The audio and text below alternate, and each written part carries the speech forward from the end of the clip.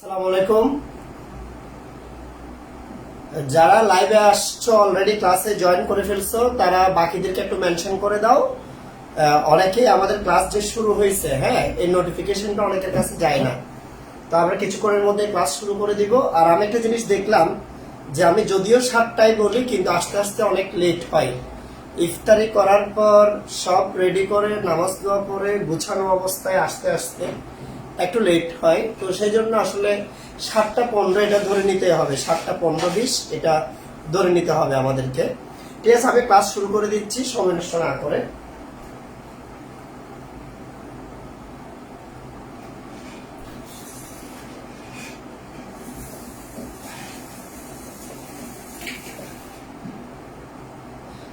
খেয়াল দাও, আমরা আগের ক্লাসে পড়তেছিলাম জারণ বিজারণ, অক্সিডেশন রিডাকশন, এবং এটাও দেখছিলাম যে জারণ বিক্রিয়া হলে সেখানে বিজারণ বিক্রিয়া হয়, বিজারণ বিক্রিয়া হলে সেখানে জারণ বিক্রিয়া হয়। অর্থাৎ জারণ বিজারণ বিক্রিয়া যুগপৎ ভাবে ঘটে।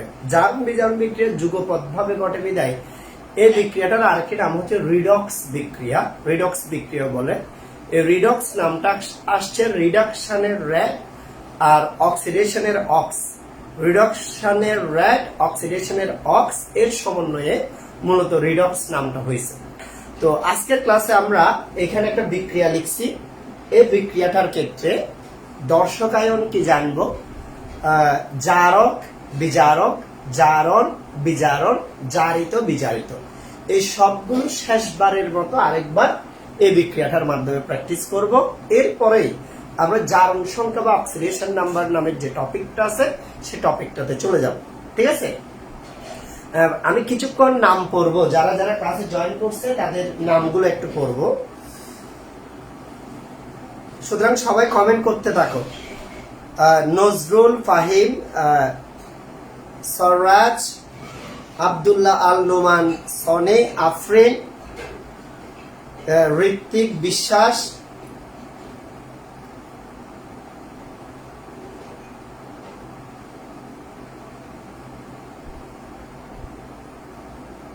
ইয়াসমিন, অপু বড়ুয়া, আব্দুল আওয়াল মিনহাস, ফাহমিদা আক্তার নাফিসা, রেজু ওজা, সঞ্জিদা, কলিমুল্লাহ শিকদার, জিরো, আর অনেকেই, রাফসান চৌধুরী, ইফাত শারমিন, অমিত কর্মকার। হ্যাঁ, আলহামদুলিল্লাহ আমি ভালো আছি। অনেকে আমাকে সালাম দিচ্ছে, ওয়ালাইকুম আসসালাম। অনেকে জিজ্ঞেস করতেছে কেমন আছি। আলহামদুলিল্লাহ ভালো আছি। তবে মাঝে মধ্যে সময় পেলেই, হ্যাঁ, মাঝে মধ্যে সময় পেলে আমি একটু তোমাদের কমেন্ট গুলো পড়বো, অসুবিধা নাই।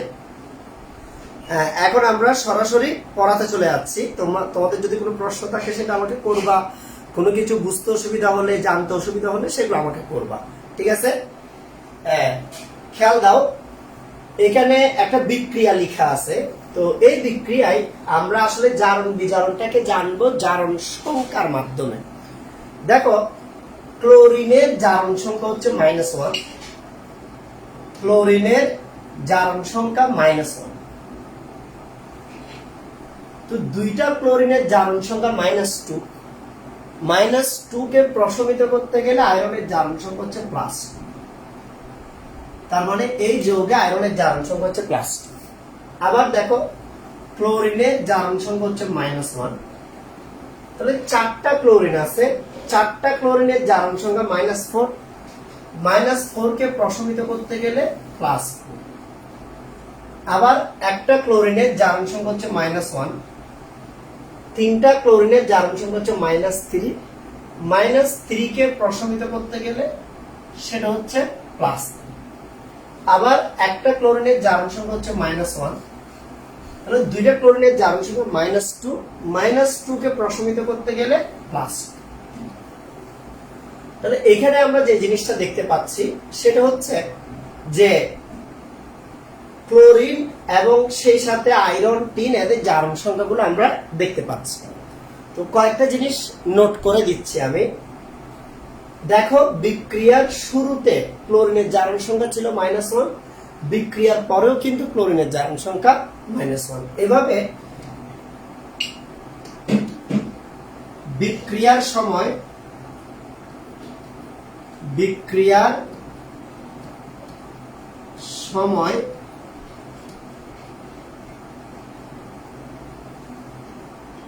যাদের জারণ সংখ্যার পরিবর্তন ঘটে না, বিক্রিয়ার সময় যাদের জারণ সংখ্যার পরিবর্তন ঘটে না, যেমন ক্লোরিন, তাদের নাম হচ্ছে দর্শক আয়ন। দর্শক আয়ন এক একটা বিক্রিয়ার ক্ষেত্রে এক একটি আয়ন দর্শক আয়ন হিসেবে কাজ করতে পারে। যেমন উপরে যে বিক্রিয়াটা দেখতে পাচ্ছি, এই বিক্রিয়ায় Cl- এটি দর্শক আয়ন হিসেবে কি করছে, কাজ করছে। এটা ছাড়াও H+ আয়ন, এটা দর্শক আয়ন হিসেবে কাজ করে। পটাশিয়াম প্লাস, সোডিয়াম প্লাস, অনেক সময় সালফেট মূলক, এরা সবাই দর্শক আয়ন হিসেবে কাজ করতে পারে। আমি লিখে রাখলাম। আবার বিক্রিয়ার সময় যাদের জারণ সংখ্যা বৃদ্ধি পায়, যদি জারণ সংখ্যা বৃদ্ধি পায়,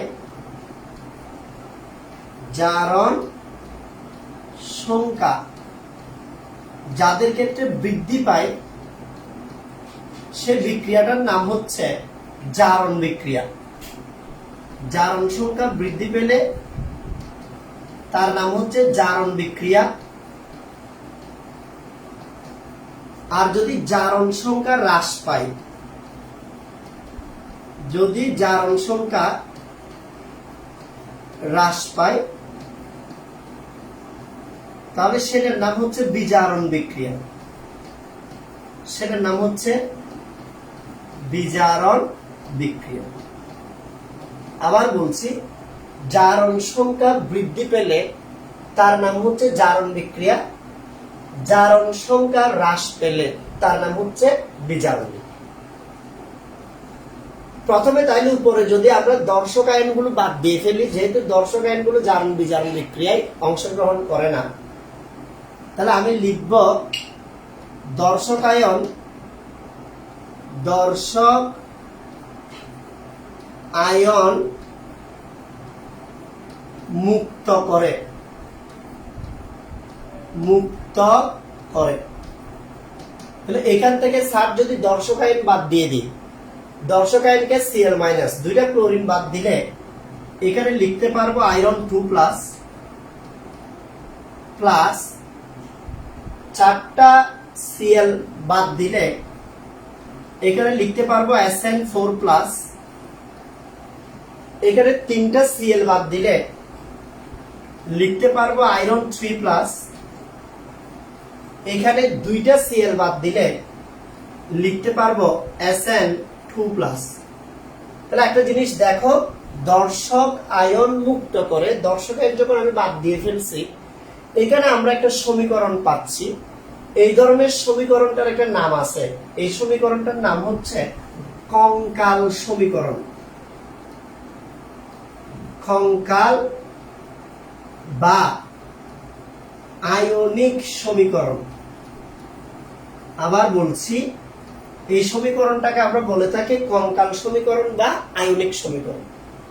এবার আমরা প্রথমে দেখবো এখানে জারণ বিক্রিয়াকে, যার জারণ সংখ্যা বৃদ্ধি পায়। তাহলে জারণ সংখ্যা আয়রন 2+ থেকে আয়রন 3+ হয়ে গেছে।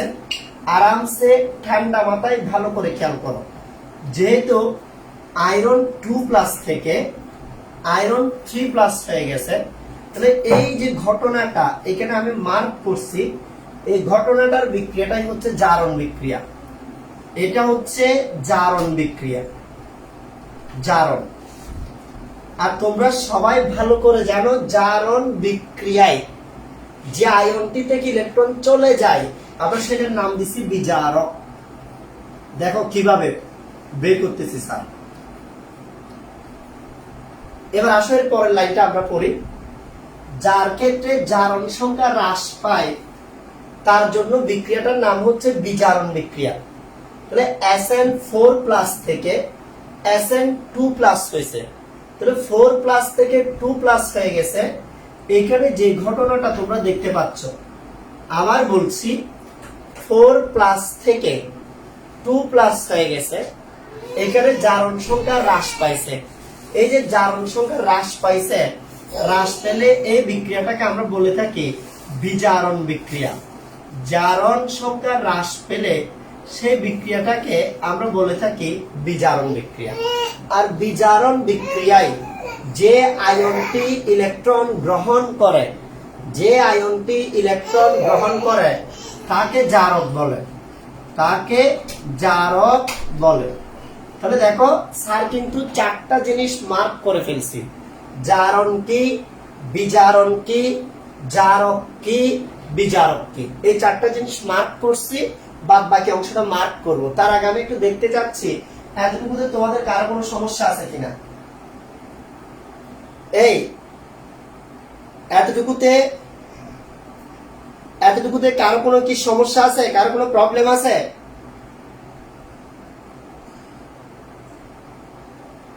কারো কোনো সমস্যা আছে কিনা? হ্যাঁ, সবাই বলতেছে ক্লিয়ার, ভেরি গুড, ওকে।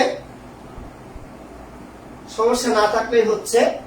এবার দেখো স্যার বলছিলাম যে অন্যকে খুন করলে খুনি, তাহলে অন্যকে জারিত করলে জারক, অন্যকে বিজারিত করলে বিজারক। তাহলে আমাকে জানতে হবে এই বিক্রিয়ায় কে জারিত হয়েছে, জানতে হবে এই বিক্রিয়ায় কে বিজারিত হয়েছে। দেখো আমি এখন বের করব এই বিক্রিয়াটাতে কে জারিত হয়েছে এবং একই সাথে আমি বের করব এই বিক্রিয়াটিতে কে বিজারিত হয়েছে। এই জিনিসটা আমি বের করার চেষ্টা করব। দেখো এটা বিজারক, বিজারক অন্যকে বিজারিত করে, তার মানে এখানে SN4+ এটা বিজারিত হয়েছে। SN4+ কে বিজারিত করেছে কে? আয়রন 2+ তাকে বিজারিত করেছে, এই জন্য তার বিজারণ বিক্রিয়া হয়েছে। আবার জারক অন্যকে জারিত করে, জারক অন্যকে জারিত করে, সেজন্য আয়রন 2+ এখানে জারিত হয়েছে। যদি প্রশ্ন করা হয় আয়রন 2+ কে জারিত করেছে কে, উত্তর হচ্ছে SN4+। তাহলে জারিত কে হয়েছে, বিজারিত কে হয়েছে, আমরা সেটাও বুঝে গেলাম। আবার বলছি, এখানে আমরা একটা বিক্রিয়া লিখছি, বিক্রিয়া থেকে দর্শকায়ন কি দেখছি, এরপর দর্শকায়ন মুক্ত করে কঙ্কাল সমীকরণ বা আয়নিক সমীকরণটা দেখছি, সেখান থেকে জারণ, বিজারণ, জারক, বিজারক, জারিত, বিজারিত, এই টার্মগুলো আমরা ক্লিয়ার করার চেষ্টা করছি। যদি তোমরা এতটুকু পর্যন্ত বুঝে যাও, স্যারকে একটু বলো যে এতটুকু পর্যন্ত সবাই বুঝতে পারছো কিনা, এতটুকুতে কারো কোনো সমস্যা আছে কিনা। নয়তো আমরা এর পরে আরেকটি টপিক এখানে লিখছি, জারণ সংখ্যা বা অক্সিডেশন নাম্বার, এটাতে চলে যাব। জারণ সংখ্যা এটাকে আমরা ইংরেজিতে বলতেছি অক্সিডেশন নাম্বার, অক্সিডেশন নাম্বার। এটাকে সংক্ষেপে অন বলা যায়, অন। অন মানে অক্সিডেশন নাম্বার বা জারণ সংখ্যা। সহজ কথায় এমনি নরমালি আমরা যেটা মনে করি জারণ সংখ্যা, সেটা হচ্ছে ইলেকট্রন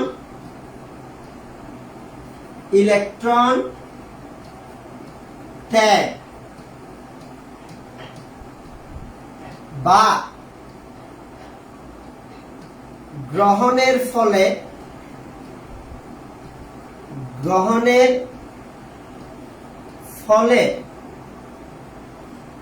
পরমাণুতে সৃষ্ট ধনাত্মক, পরমাণুতে সৃষ্ট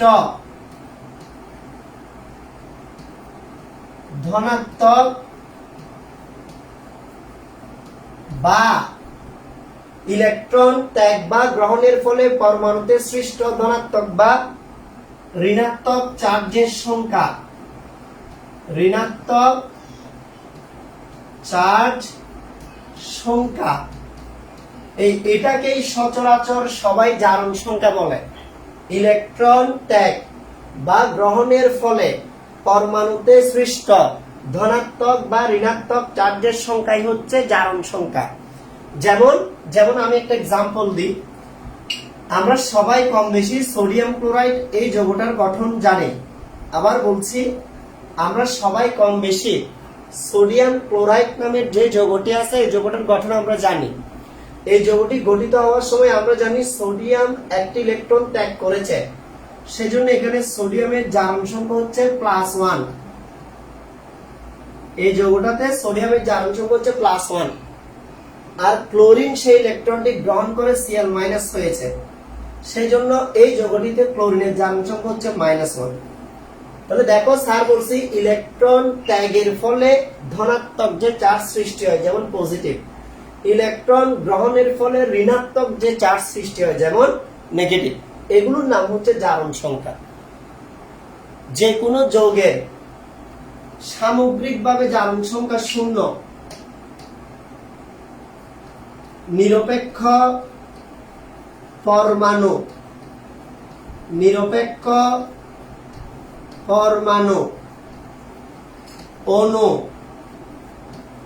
অণু বা যৌগের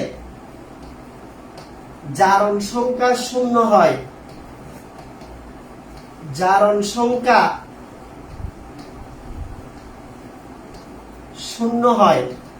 এখন আমাদের মনে প্রশ্ন আসবে না, যৌগের জারণ সংখ্যা 0 হয় মানে কি? যদি বলি যে সোডিয়াম ক্লোরাইডের সোডিয়ামের জারণ সংখ্যা কত, উত্তর +1। সোডিয়াম ক্লোরাইড যৌগে ক্লোরিনের জারণ সংখ্যা কত, উত্তর -1। যদি প্রশ্ন করি সোডিয়াম ক্লোরাইড পুরো যৌগটার জারণ সংখ্যা কত, উত্তর হচ্ছে 0। কেন? +1 -1 যোগ করে দিলে 0 হয়ে যায়, ফলে এটা হচ্ছে যৌগের জারণ সংখ্যা 0 হয়। নিরপেক্ষ পরমাণুর জারণ সংখ্যা 0 হয়, যেমন যেমন সোডিয়াম, এই পরমাণুটি যতক্ষণ সোডিয়াম রূপে থাকে, যতক্ষণ সে ইলেকট্রন ত্যাগ করে না, ইলেকট্রন গ্রহণ করে না, ইলেকট্রন শেয়ার করে না, ততক্ষণ তার নিরপেক্ষ অবস্থায় তার জারণ সংখ্যা 0।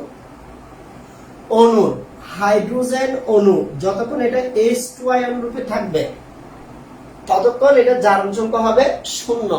যে কোনো যৌগ, মিথেন, এই যৌগটার জারণ সংখ্যা কি হতে পারে, 0।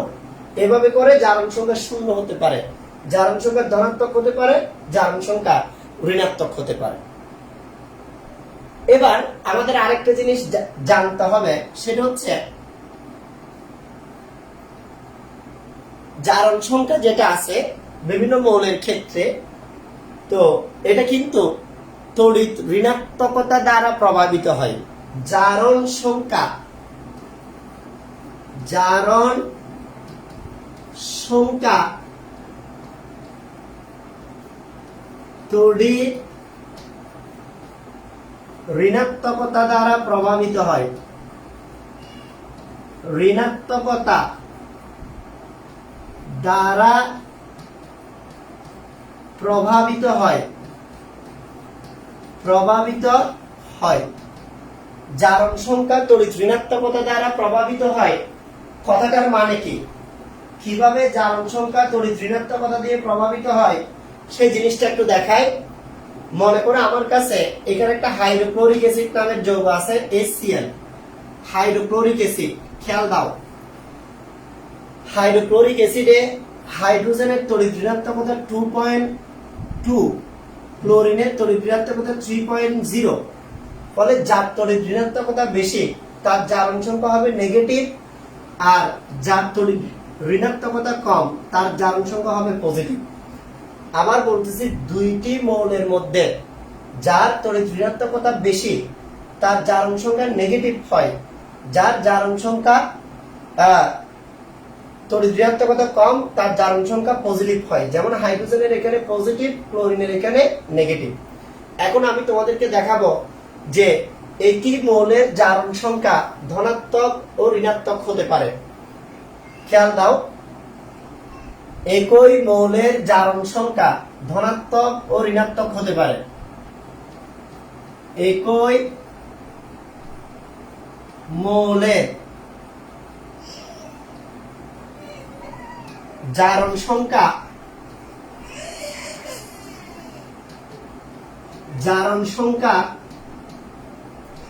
ধনাত্মক ও একই মৌলের জারণ সংখ্যা ধনাত্মক ও ঋণাত্মক হতে পারে। প্রশ্ন হচ্ছে এটা কিভাবে? যেমন মনে করো আমি কয়েকটা এক্সাম্পল দিচ্ছি।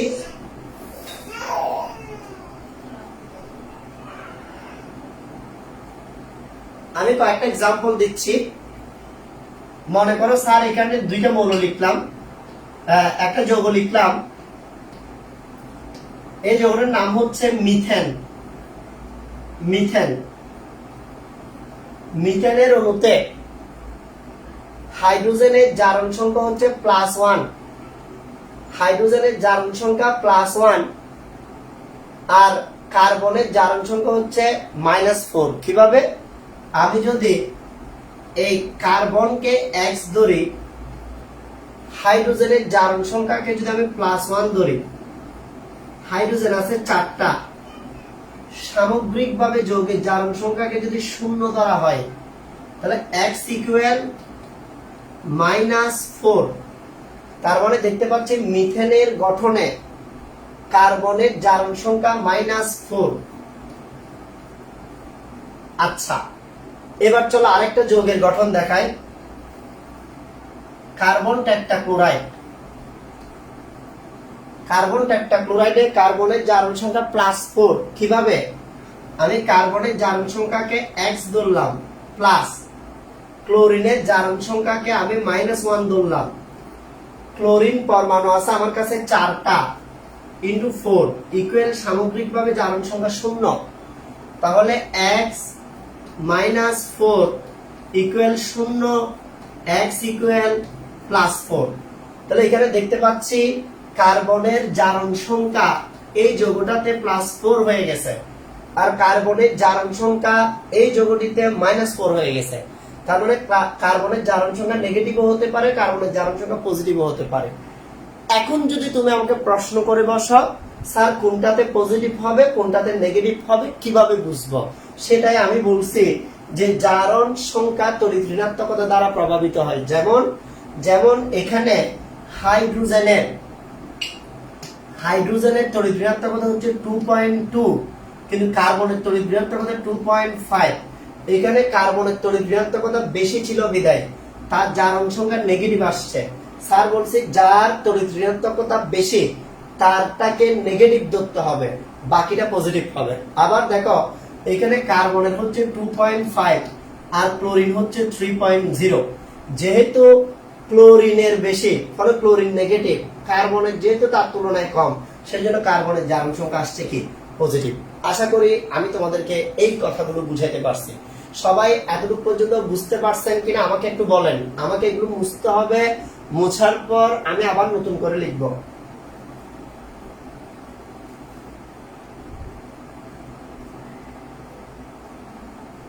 দেখি আমাকে একটু বলেন, তাড়াতাড়ি তাড়াতাড়ি একটু বলেন।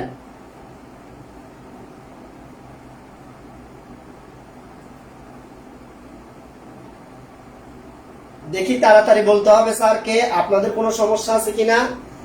যদি আপনাদের কোনো সমস্যা না থাকে তাইলেই কিন্তু আমরা এরপরের অংশটা শুরু করব। হ্যাঁ,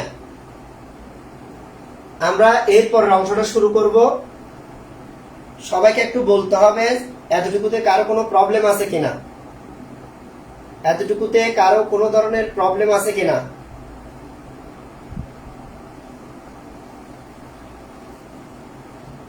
অনেকে বলতেছে বুঝছি।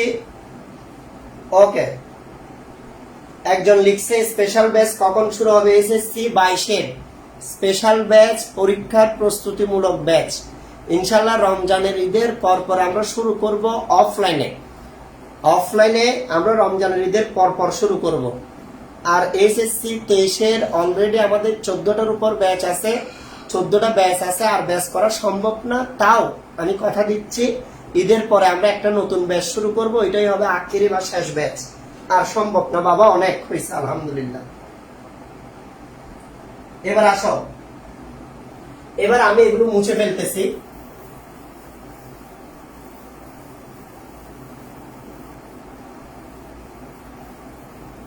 এবার আরেকটা ব্যাপার দেখব যে জারণ সংখ্যা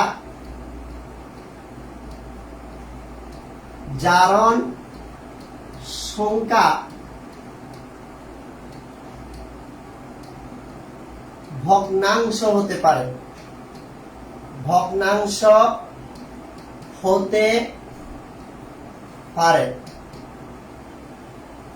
জারণ সংখ্যা কি হতে পারে? ভগ্নাংশ হতে পারে। সচরাচর যোজনে এটা কখনো ভগ্নাংশ হতে দেখা যায় না, কিন্তু জারণ সংখ্যা ভগ্নাংশ হতে পারে। আমি একটা এক্সাম্পল দিচ্ছি। মনে করো আমি এখানে একটা যৌগ লিখলাম, যৌগটা হচ্ছে Fe3O4। এই Fe3O4 এই যৌগটাতে আমাকে মনে করো আয়রনের জারণ সংখ্যাটা বের করতে বলছে। আসলে জারণ সংখ্যা নির্ণয়ের কিছু নিয়ম আছে, আমি নিয়মগুলো এখানে নোট করছি। জারণ সংখ্যা নির্ণয়ের ক্ষেত্রে সচরাচর এখানে আমি যেগুলো লিখবো সব 100% মিলবে না, 90% পর্যন্ত মিলবে, কারণ সব নিয়মের মধ্যে কিছু না কিছু ব্যতিক্রম আছে। ফলে ব্যতিক্রমগুলোকে আমরা নিয়মের ভিতরে ঢুকাইতে পারবো না। এই জন্য আমি বলতেছি 90% বা 95% এর ক্ষেত্রে আমার এই কথাগুলো প্রযোজ্য হবে। 1 নাম্বার গ্রুপের মৌলগুলো খুব সহজ ইলেকট্রন ত্যাগ করে বিদায় তাদের জারণ সংখ্যা +1। 2 নাম্বার গ্রুপের মৌলগুলো খুব সহজ ইলেকট্রন ত্যাগ করে বিদায় 2টি ইলেকট্রন তাদের জারণ সংখ্যা +2। 3 নাম্বার গ্রুপের মৌলগুলো 3টি ইলেকট্রন ত্যাগ করে বিদায় জারণ সংখ্যা +3। 4 নাম্বার গ্রুপের মৌলগুলো 4টা ইলেকট্রন শেয়ার করতে পারে এবং শেয়ারিং কার সাথে করছে সেটার উপর নির্ভর করে তাদের জারণ সংখ্যা +4 হয় -4 হয়। আবার এদিকে লাস্টের দিক থেকে আসলে ক্লোরিন, যেমন 17 নাম্বার গ্রুপ, 17 নাম্বার গ্রুপের ক্লোরিন, 17 নাম্বার গ্রুপের ক্লোরিন বা ওই গ্রুপে যারা আছে তাদের জারণ সংখ্যা -1। 16 নাম্বার গ্রুপের যৌগগুলোর জারণ সংখ্যা -2। 15 নাম্বার গ্রুপের মৌলগুলোর জারণ সংখ্যা -3। সচরাচর এগুলো হচ্ছে জারণ সংখ্যার কিছু কমন ব্যাপার। এই কমন ব্যাপারগুলোর মধ্যে আমরা যে ইনফরমেশন গুলো খুঁজে পাচ্ছি, 1 নাম্বার হাইড্রোজেন, এটার জারণ সংখ্যা সচরাচর আমরা +1 ধরি। সোডিয়াম, এটার জারণ সংখ্যা আমরা +1 ধরি। পটাশিয়াম, এটার জারণ সংখ্যা +1 ধরি। কেন? কারণ এরা সবাই 1 নাম্বার গ্রুপের মৌল, সেজন্য এদের সবার জারণ সংখ্যা আমরা +1 ধরি। ক্লোরিন, এটার জারণ সংখ্যা আমরা -1 ধরি। ফ্লোরিন, এটার জারণ সংখ্যা আমরা -1 ধরি। কেন? কারণ এরা 17 নাম্বার গ্রুপের মৌল, 17 নাম্বার গ্রুপের মৌলগুলোর জারণ সংখ্যা সচরাচর একটি ইলেকট্রন তারা গ্রহণ করে দিলে -1 ধরি। অক্সিজেন, এটার জারণ সংখ্যা সচরাচর আমরা -2 ধরি। এখানে স্যার যেগুলো বলতেছি এগুলো হচ্ছে সাধারণ কথা। বাংলাদেশ একটি গরিব দেশ, এটা একটি সাধারণ কথা। এখন এই কথা শুনে আমার লাইভ আছে কোটিপতির ছেলে, সে মাইন্ড করলো, সে বললো যে স্যার কিভাবে আমাদেরকে গরিব বললো? আমার বাপের 2টা গাড়ি, 2টা বাড়ি, 2টা ইন্ডাস্ট্রি, স্যার আমাকে গরিব বলতে পারে না। না বাবা, তোমাকে বলছি না, আমি বলছি সবাইকে। বাংলাদেশ গরিব দেশ, তার মধ্যে আমিও আছি। এগুলো হচ্ছে সেই ধরনের কিছু সাধারণ নিয়ম কানুন আর কি। ঠিক আছে, এখন খেয়াল দাও, আমি মনে করো আয়রন, যেটা আয়রনের জারণ সংখ্যাটা বের করব। আয়রনের জারণ সংখ্যা কি, যেটা জারণ সংখ্যা বের করতে হবে সেটাকে x ধরবো। আয়রন আছে এখানে কয়টি? 3টি, x × 3 প্লাস অক্সিজেন যেটা আছে, অক্সিজেনের জারণ সংখ্যাকে আমরা -2 ধরি, ফলে এটা হচ্ছে -2 ইন্টু অক্সিজেন আছে 4টি, সামগ্রিকভাবে যৌগের জারণ সংখ্যা 0 হয় ইকুয়াল 0। তাহলে ইকুয়াল এখানে আসতেছে 3x ইকুয়াল +8, x ইকুয়াল +2.66। তাহলে এখানে দেখো এই যৌগের মধ্যে আয়রন যেটি আছে, আয়রনের জারণ সংখ্যা আসছে +2.66। এই 6 আসছে মানে এই মানটি কি চলে আসছে? ভগ্নাংশ চলে আসছে। তাহলে জারণ সংখ্যা ধনাত্মক হতে পারে, জারণ সংখ্যা ঋণাত্মক হতে পারে, জারণ সংখ্যা ভগ্নাংশ হতে পারে, জারণ সংখ্যা 0 হতে পারে। বিক্রিয়ার শুরুতে একরকম, বিক্রিয়ার শেষে জারণ সংখ্যা আরেক রকম হয়ে যেতে পারে। বাট যোজনে এটা শুরুতে এবং শেষে একই রকম থাকে। কথাটা আমি একটু নোট করে দিচ্ছি, আসলে আমার কাছে জায়গা যেহেতু কম, তো সেই জন্য একটু এদিকে আমি একটু মুছে লিখি। হ্যাঁ, খেয়াল দাও স্যার, এখন যে কথাটা বলছি সেটা হচ্ছে বিক্রিয়ার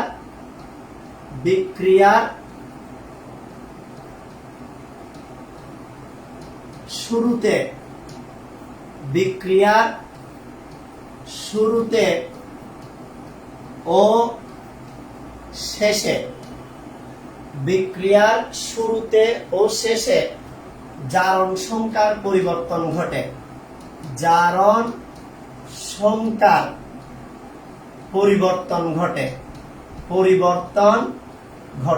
কিরকম আমি দেখাচ্ছি, কিন্তু যোজনীর ক্ষেত্রে এই পরিবর্তনটা ঘটে না। মনে করো সোডিয়াম এটা বিক্রিয়া করে, সোডিয়াম একটি ইলেকট্রন ত্যাগ করে সোডিয়াম প্লাস আয়নে পরিণত হয়েছে।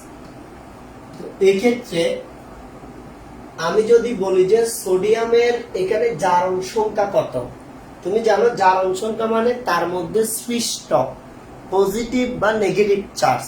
তো এটা যেহেতু এখনো কোনো ইলেকট্রন ত্যাগ করে নাই, ফলে তার মধ্যে কোনো পজিটিভ চার্জ সৃষ্টি হয় না, বিধায় তার জারণ সংখ্যা 0। এখন যদি বলি বিক্রিয়ার পরে সোডিয়ামের জারণ সংখ্যা কত, তুমি বলবা +1। কেন? তার মধ্যে একটা প্লাস চার্জ সৃষ্টি হয়েছে। তাহলে বিক্রিয়ার শুরুতে আর শেষে জারণ সংখ্যার পরিবর্তন হয়েছে। কিন্তু আমি যদি এখানে বলি সোডিয়ামের যোজনী কত, উত্তর হচ্ছে বিক্রিয়ার শুরুতে সোডিয়ামের যোজনী ছিল 1। যদি বিক্রিয়ার পরে জিজ্ঞেস করি সোডিয়ামের যোজনী কত, তাও কিন্তু 1। তার মানে 1 এটা কি আসলে যোজনী সংখ্যাটা হচ্ছে সেই সংখ্যা যেটা সে অন্য কারোর সাথে শেয়ার বা ত্যাগ গ্রহণের ক্ষমতা যেটা আছে সেটাই হচ্ছে তার যোজনী। আর জারণ সংখ্যা হচ্ছে বর্তমানে সে কেমন আছে। মনে করো আমাদের এলাকায় একটা চৌধুরী আছে, চৌধুরী সাহেব। হ্যাঁ, তো চৌধুরী সাহেবকে এলাকার মানুষজন কৃপণ ডাকে। কি ডাকে? কৃপণ ডাকে। কেন কৃপণ ডাকে? এই কারণে চৌধুরীর নগদ অর্থ খরচ করার মতো মন মানসিকতা নাই। কিন্তু আবার মুরব্বীরা চৌধুরী সাহেবকে দেখলে সালাম দেয়, আসসালামু আলাইকুম। ইয়াংরা দেয় না। মুরব্বীরা সালাম দেয় একটা কারণে, বলছে বাপরে বাপ, যে সম্পদ আছে এদের। তো যে সম্পদ আছে এগুলো দিয়ে কি করবো? সে ইউজ করতেছে, তার ক্যাপাসিটি আছে করার, ওই ক্যাপাসিটিটা হচ্ছে তার যোজনী। ইউজ করুক না করুক, এই এতটুকু ক্যাপাসিটি আছে। সোডিয়ামের একটা ইলেকট্রন ত্যাগ করার ক্যাপাসিটি আছে যে কোনো মুহূর্তে, সেজন্য তার যোজনী। কিন্তু এই সিচুয়েশনে সে ওই ইলেকট্রনটি ত্যাগ করে না, বিধায় তার জারণ সংখ্যা 0। ত্যাগ করার পরে জারণ সংখ্যা হয়েছে কি? +1। সেজন্য বলছি বিক্রিয়ার শুরুতে ও শেষে জারণ সংখ্যার পরিবর্তন ঘটে, কিন্তু যোজনীর পরিবর্তন ঘটে না। যোজনী সেম থাকে। এবার আমরা বিভিন্ন যৌগগুলোর ক্ষেত্রে জারণ সংখ্যা বের করব। তার আগে আমি একটু দেখতে চাই যে তোমাদের মধ্যে কারো কোনো প্রবলেম আছে কিনা। একটু আমাকে বলতে হবে এতটুকু দিয়ে কারো কোনো প্রবলেম আছে কিনা। সবাই বুঝতে পারছেন কিনা একটু বলেন। সবকিছু কি ঠিকঠাক আছে? আমরা কি আগাতে পারবো সামনের দিকে আগাতে পারবো কিনা? পেছনের কোনো টপিক নিয়ে কোনো প্রবলেম আছে কিনা দ্রুত বলতে হবে, সময় চলে যাচ্ছে। অভিক চাকমা, সারাজ 0 টেন্স x tends to 0 কি নাম? মিৎসুহা তানজিন। প্রবলেম নাই, ওরা বলতেছে আমরা সামনের দিকে আগাতে পারবো। অসংখ্য ধন্যবাদ। চলো আমরা এর পরের অংশটা দেখি। আমরা এখন দেখব বিভিন্ন যৌগগুলোর ক্ষেত্রে কেন্দ্রীয় পরমাণুর জারণ সংখ্যা নির্ণয়। আমি রিপিট করছি, আমরা যে টপিকটা নিয়ে আলোচনা করছি টপিকটার নাম হচ্ছে কেন্দ্রীয় পরমাণুর জারণ সংখ্যা নির্ণয়। এটা খুব ইম্পর্টেন্ট টপিক, এটা লাগে আমাদের। জারণ সংখ্যা নির্ণয়। আবার বলছি, টপিকটার নাম হচ্ছে কেন্দ্রীয় পরমাণুর জারণ সংখ্যা নির্ণয়। কেন্দ্রীয় পরমাণুর জারণ সংখ্যা আমরা কিভাবে নির্ণয় করব, কিভাবে নির্ণয় করা যায়, এই ব্যাপারগুলো একটু আমরা এখন দেখব। খেয়াল দাও, মনে করো এখানে আমি কিছু যৌগ নিলাম। এখানে আমি যে যৌগগুলো নিছি তার মধ্যে একটা নাম হচ্ছে H2SO4 সালফিউরিক অ্যাসিড। এরপর আমরা নিলাম potassium permanganate, KMnO4 potassium permanganate. এরপর নিলাম পটাশিয়াম ডাইক্রোমেট K2Cr2O7, এটার নাম হচ্ছে পটাশিয়াম ডাইক্রোমেট। এরপর মনে করো আমি নিলাম HClO4 পারক্লোরিক অ্যাসিড। ঠিক আছে, এখানে যে যৌগগুলো আমরা নিছি এই যৌগগুলোর ক্ষেত্রে আমাদেরকে বলছে মনে করো কেন্দ্রীয় পরমাণুর জারণ সংখ্যা নির্ণয় করতে। এখানে অধিকাংশ স্টুডেন্টের মনে একটা প্রশ্ন উকি ঝুঁকি মারে, সে প্রশ্নটা হচ্ছে আচ্ছা স্যার কেন্দ্রীয় পরমাণু মানে কি? কেন্দ্রীয় পরমাণু মানে কি? কেন্দ্রীয় পরমাণু কাকে বলে? এই প্রশ্নটা অনেকের মনের মধ্যে উকি ঝুঁকি মারে। আমি বলে দিচ্ছি, আসলে কেন্দ্রীয় পরমাণু বলতে আমরা বুঝি যৌগে যে পরমাণুর যোজনী বেশি,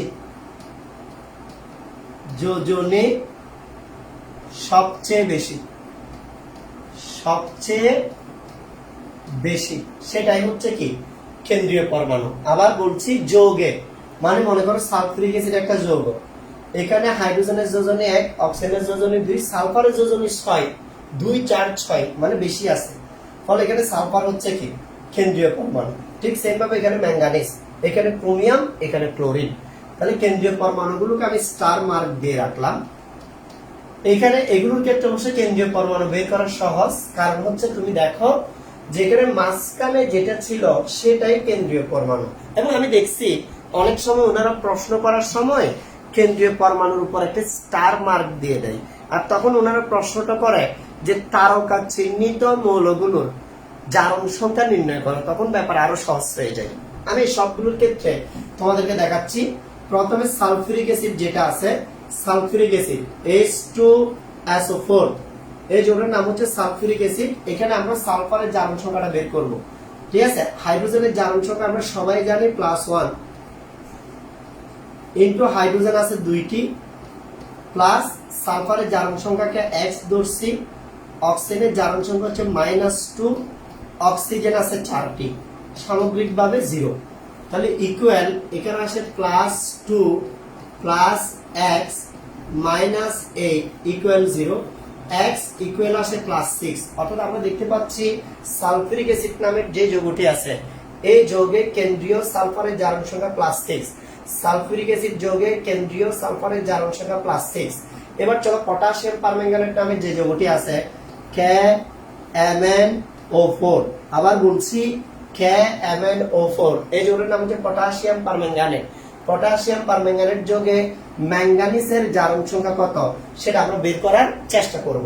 প্রথমে পটাশিয়ামের জারণ সংখ্যাকে আমরা ধরে নিলাম +1 প্লাস ম্যাঙ্গানিজের জারণ সংখ্যা বের করব, সেটাকে আমরা x ধরে নিলাম।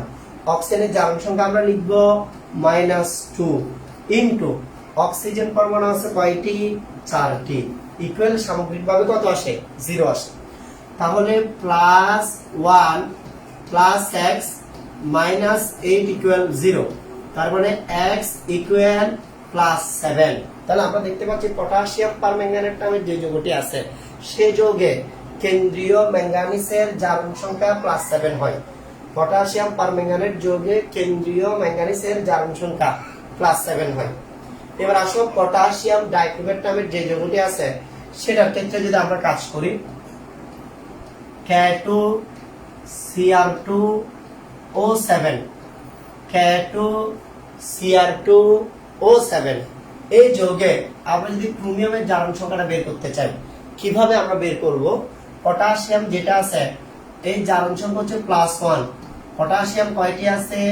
2টি, প্লাস ক্রোমিয়ামের জারণ সংখ্যা x, ক্রোমিয়াম কয়টি আছে?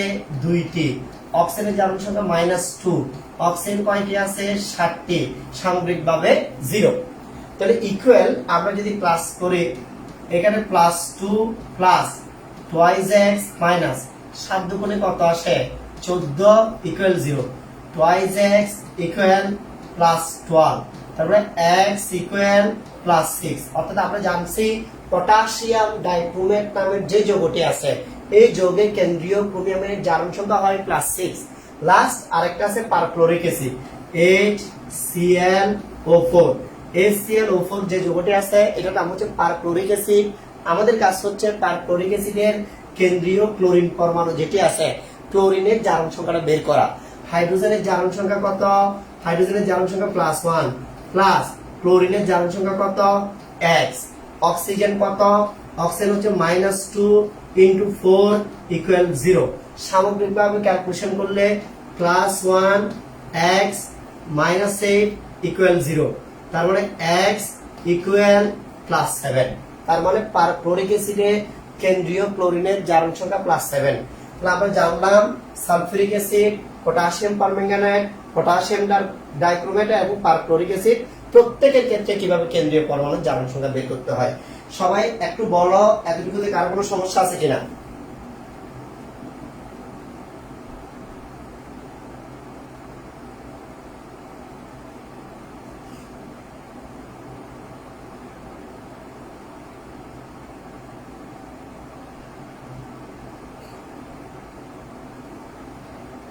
এই সবাই বুঝতে পারছো? সবাই বুঝতে পারছো কিনা? স্যারকে তাড়াতাড়ি বলতে হবে, স্যারকে তাড়াতাড়ি বলতে হবে। সবাই বুঝতে পারছো কিনা?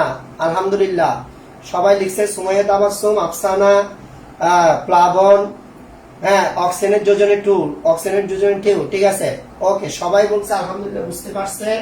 এখন দেখো স্যার এখানে কিন্তু সাধারণ যৌগের জারণ সংখ্যা করছি।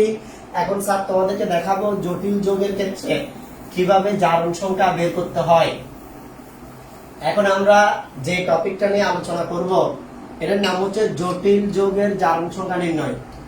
জটিল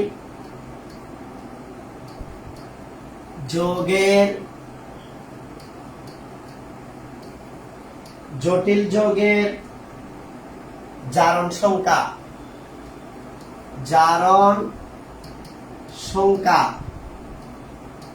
আমরা জটিল যৌগের জারণ সংখ্যাটা এখন দেখব। দেখো আমি কয়েকটা আগে যৌগ লিখে ফেলি তাহলে বুঝাইতে সুবিধা হবে। লিখলাম কপার, এর সাথে এখানে অ্যামোনিয়া আছে NH3 4 ব্র্যাকেট আছে, এখানে আছে সালফেট মূলক, ঠিক আছে। এটা আরেকটা জটিল যৌগ লিখি K3FeCN6। আরেকটা জটিল যৌগ লিখি K4FeCN6। এই যে তোমরা যেগুলো দেখতে পাচ্ছ এগুলো হচ্ছে বিভিন্ন ধরনের বিভিন্ন টাইপের জটিল যৌগ, ঠিক আছে। আমাদের কাজ কি? আমাদের কাজ হচ্ছে এই জটিল যৌগগুলোর কেন্দ্রীয় পরমাণুর জারণ সংখ্যা বের করা। জটিল যৌগের ক্ষেত্রে কেন্দ্রীয় পরমাণু বের করার টেকনিক কি? আবার বলছি, জটিল যৌগের ক্ষেত্রে কেন্দ্রীয় পরমাণু বের করার টেকনিক হচ্ছে অবস্থান্তর ধাতুই হলো কেন্দ্রীয় পরমাণু। এটা আমার বানানো নিয়ম, এগুলো আমাদের এসিপি এর নিজস্ব ল্যাবরেটরিতে প্রস্তুত, এগুলো বইয়ের কোনো নিয়ম না। কি বলছি? জটিল যৌগের ক্ষেত্রে অবস্থান্তর ধাতু যেটি থাকে, অবস্থান্তর ধাতু যেটি থাকে সে অবস্থান্তর ধাতুটি হচ্ছে মূলত কেন্দ্রীয় পরমাণু। এই হচ্ছে কেন্দ্রীয় পরমাণুর জারণ সংখ্যা বের করতে বললে কেন্দ্রীয় পরমাণু খুঁজে বের করার নিয়ম। যেমন তাহলে এখানে এই সবগুলোর মধ্যে ধাতু হচ্ছে কপার, এই সবগুলোর মধ্যে অবস্থান্তর ধাতু হচ্ছে আয়রন, এই সবগুলোর মধ্যে অবস্থান্তর ধাতু হচ্ছে আয়রন। আমাদের কাজ হচ্ছে সে অবস্থান্তর ধাতুগুলোর বা কেন্দ্রীয় পরমাণুগুলোর জারণ সংখ্যা বের করা। সামগ্রিকভাবে সকল যৌগের জারণ সংখ্যা 0 হয়, স্যার আগে বলছি। এবং স্যার কিছু কমন কথা বলছিলাম যেগুলো রিপিট করার এখন প্রয়োজন আসছে, সময় আসছে। যেমন স্যার বলছিলাম পটাশিয়ামের জারণ সংখ্যা +1, কারণ এটা 1 নাম্বার গ্রুপের মৌল, 1 ইলেকট্রন দিতে পারে। অ্যামোনিয়া এটা একটা সামগ্রিকভাবে যৌগ, যে কোনো যৌগের জারণ সংখ্যা 0 হয়। কিন্তু যদি অ্যামোনিয়াম প্লাস হইতো তখন জারণ সংখ্যা কিন্তু +1 হয়ে যেত। সায়ানাইড এটাকে আমরা লিখি Cn-, তার মানে এটার জারণ সংখ্যা অলওয়েজ -1। আমরা মোটামুটি ভাবে এই ইনফরমেশন গুলো যদি জানি তাহলে এই যৌগগুলোর কেন্দ্রীয় পরমাণুর জারণ সংখ্যা বের করতে পারবো। সবাই খেয়াল করো। 1 নাম্বার, এখানে যে যৌগটি আছে এটার ক্ষেত্রে স্যার কপারের জারণ সংখ্যা বের করব, কপারকে X লিখছি, প্লাস এখানে মনে রাখবা তৃতীয় বন্ধনী দেখে ভয় পাওয়ার কোনো কারণ নাই। তৃতীয় বন্ধনীর কোনো কাজ নাই, তৃতীয় বন্ধনীর কোনো কাজ নাই, জাস্ট এটা লিখে চলে গেলে হবে। কপার হচ্ছে X, অ্যামোনিয়ার জারণ সংখ্যা হচ্ছে 0, অ্যামোনিয়া আছে 4টি, প্লাস সালফেট, যেটা সালফেটের জারণ সংখ্যা হচ্ছে -2। তোমরা জানো সালফেট মূলককে আমরা এভাবে লিখি সালফেট 2-। এই সালফেট 2- মানে বুঝায় এটা জারণ সংখ্যা হচ্ছে -2।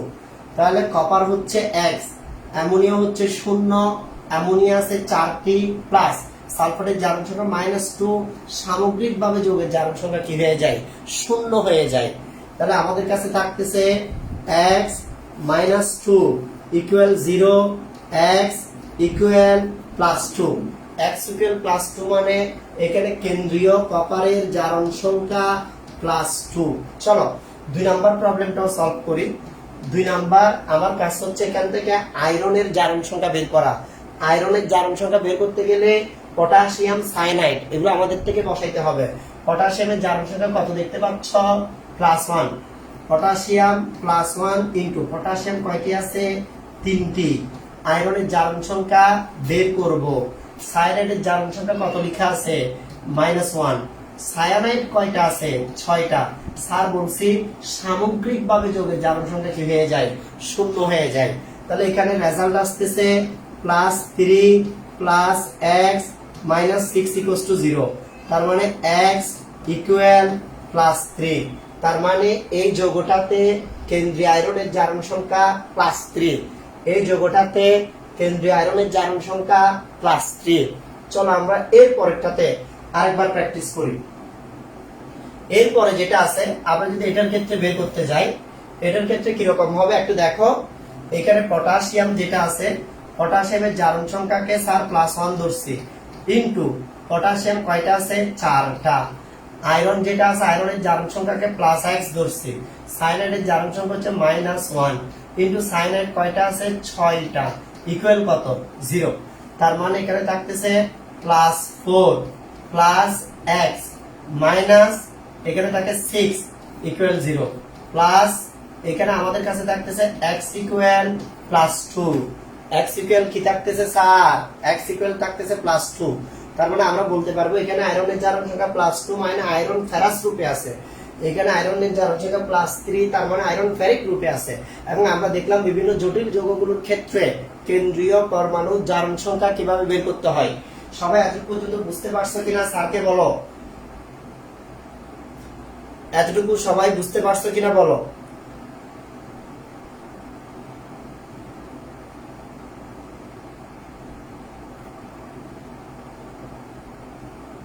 দেখি সবাইকে একটু কমেন্ট করতে হবে। তোমাদের কমেন্টের উপর ডিপেন্ড করতেছে আমি সামনের দিকে আগাতে পারবো কি পারবো না। তোমাদের কমেন্টের উপর ডিপেন্ড করছে। X টেন্ডস টু 0 লিখছে, বুঝছি খুবই অ্যাক্টিভ। X টেন্ডস টু 0 সে খুবই অ্যাক্টিভ, আমি দেখলেই তার কমেন্ট চলে আসে। সাররাজ, সুমাইয়া, ঋষি, মুস্তাফা, আজমাইন, অভিক চাকমা, সিরাজুম লামিসা, ফাহমিদা আহমেদ, ঋত্বিক, ওকে সবাই বলতেছে ওরা বুঝছে। স্বর্ণিল বড়ুয়া, ঠিক আছে। আমি যাদের নামগুলো পড়ি ওরা ভালো কমেন্ট করতে পারে সব সময় খুব দ্রুত, ফলে ওদের নামগুলো আমার কাছে সামনে চলে আসে। আচ্ছা, আমাদের জারণ সংখ্যার আরো 2টা ধাপ বাকি আছে। এখন আমরা দেখব বিভিন্ন আয়নের জারণ সংখ্যা। দেখো জটিল যৌগের জারণ সংখ্যার পর এখন আমরা সরাসরি চলে যাচ্ছি আয়নের জারণ সংখ্যা নির্ণয়। আয়নের জারণ সংখ্যা। স্যার এখন তোমাদেরকে দেখাবো কিভাবে আয়নের জারণ সংখ্যা কি করতে হয়, বের করতে হয়। আবার বলছি, আমরা এখন দেখব বিভিন্ন আয়নগুলোর জারণ সংখ্যা কিভাবে বের করতে হয়। যেমন মনে করো আমাকে এখানে একটা আয়ন দিল Cr2O7 2-, এখানে একটা আয়ন দিল পারম্যাঙ্গানেট MnO4-, এখানে একটা আয়ন দিল টেট্রাঅ্যামিন কপার 2+। এই যে তোমরা দেখতে পাচ্ছ বিভিন্ন ধরনের ক্যাটায়ন বা অ্যানায়ন গুলো দিয়ে দেয়। এই ক্যাটায়ন বা অ্যানায়ন গুলোর ক্ষেত্রে যদি আবার সেম ভাবে বলে কেন্দ্রীয় পরমাণুর জারণ সংখ্যা বের করো, আমরা কিভাবে করব? আমি কাজ করার জন্য প্রথমে কেন্দ্রীয় পরমাণুগুলো মার্ক করে রাখতেছি। এখানে ক্রোমিয়াম, এখানে ম্যাঙ্গানিজ, এখানে কপার, এরাই হচ্ছে কেন্দ্রীয় পরমাণু।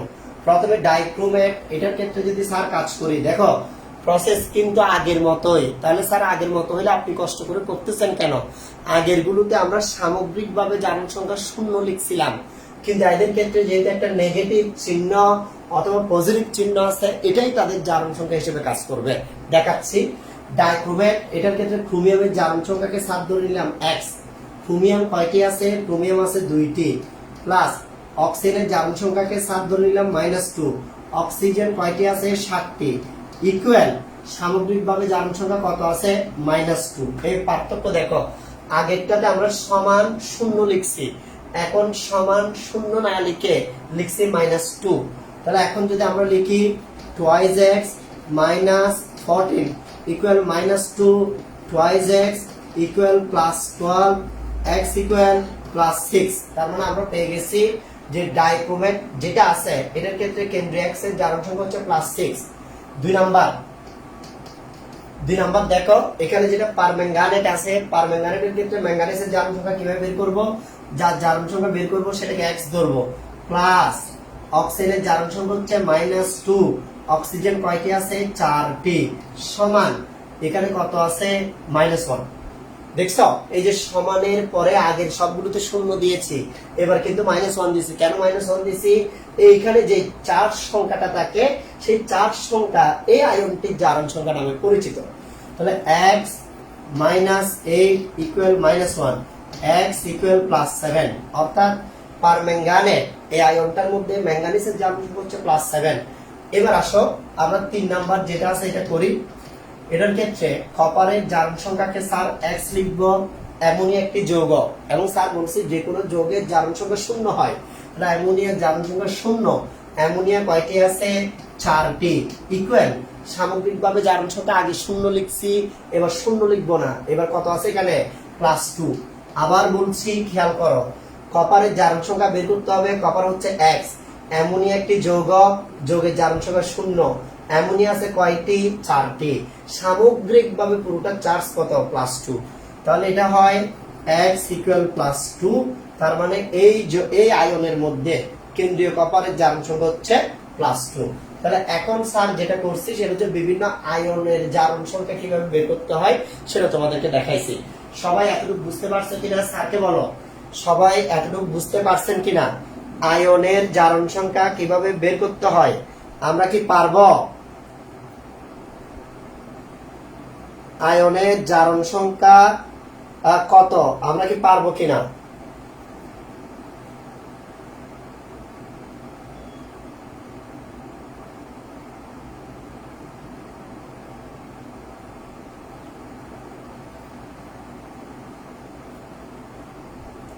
এই সবাই আমাকে একটু কমেন্টে জানাইতে হবে। আমাদের কিন্তু আবার তারাবি নামাজের টাইম হয়ে গেছে। হ্যাঁ, এখানে অল্প সময় পাচ্ছি পড়ানোর জন্য স্যার, 1 ঘন্টা সময় পাচ্ছি, সেটা আমি যতটুকু সম্ভব 1 সেকেন্ডও নষ্ট না করে পুরো 1 ঘন্টা সময়টাকে পুরোপুরিভাবে কাজে লাগানোর চেষ্টা করতেছি।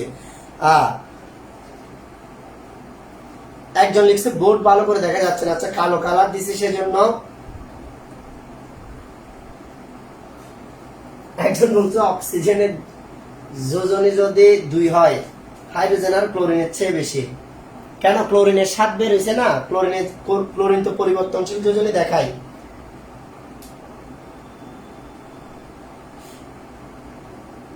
ওকে, এই আবিদ, আমি বুঝতে পারছি তোমার কথাটা, ওই যে রেড কালার ইউজ করলে কম দেখা যায় বলতেছো আর কি। ঠিক আছে, আমরা নেক্সট টাইম থেকে কালার ইউজ করার সময় কি থাকবো, আর একটু সাবধান থাকবো। এখন আমাদের জারণ সংখ্যা রিলেটেড আরেকটা টপিক বাকি আছে। যে টপিকটা বাকি আছে এই টপিকটা আসলে আমি এখন পড়াতে পারবো না, এটা আমি এমনি রেডি করে রাখছি, ইনশাআল্লাহ বুধবারের ক্লাসে পড়াবো। এটা হচ্ছে ব্যতিক্রমী জারণ সংখ্যা, যে জারণ সংখ্যাগুলো সচরাচর আমরা সহজভাবে বের করি, সহজভাবে বের না করে সেগুলোকে গাঠনিক সংকেতের মাধ্যমে কি করতে হয়, বের করতে হয়, দেখো স্যার সেগুলো রেডি করে রাখছি। ইনশাল্লাহ আমরা নেক্সট ক্লাসে, হ্যাঁ, এই গাঠনিক সংকেতের মাধ্যমে কিভাবে কি করতে হয়, জারণ সংখ্যা বের করতে হয় সেটা নিয়ে আলোচনা করব। জারণ বিজারণ অর্ধবিক্রিয়ার সাহায্যে সমতাকরণ কিভাবে করতে হয় সেটা নিয়ে আলোচনা করব। আর আগামীকাল থেকে আমার অফলাইনে 4টা ব্যাচে তৃতীয় অধ্যায় শুরু করতেছি। তোমাদের মধ্যে যদি এমন কেউ থাকো যে আমার কাছে পড়ো না, অফলাইনে কিন্তু তৃতীয় অধ্যায় আমাদের সাথে এক হতে চাও, ইউ আর মোস্ট ওয়েলকাম। ঠিক আছে, তুমি আসতে পারবা আমাদের ব্যাচে। আল্লাহ হাফেজ, ভালো থাকবা সবাই। আল্লাহ হাফেজ।